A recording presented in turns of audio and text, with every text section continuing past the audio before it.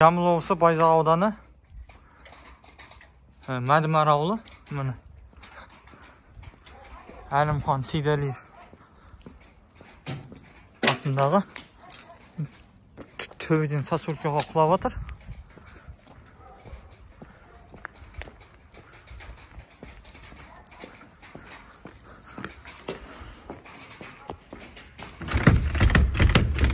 Жабық. Акимат бәрі кетіп қалған. Ешкім жоқ.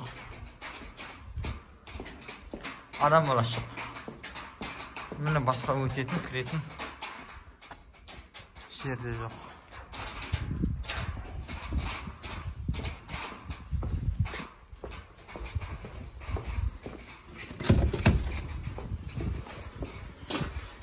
Сұрақ агенттіктен.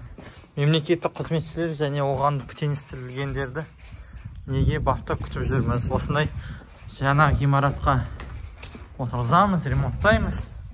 Бұлардың міне көпір сосулька құлап жатыр. Бұны жөндейтін де, қарайтын да адам жоқ. Адам басына түссе де бұларға бәрібір секілді.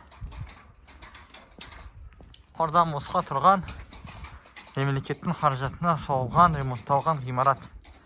Мәдімар ынтымақ ауылдық округі. Осындай біздегі ауылдағы әкімшіліктер.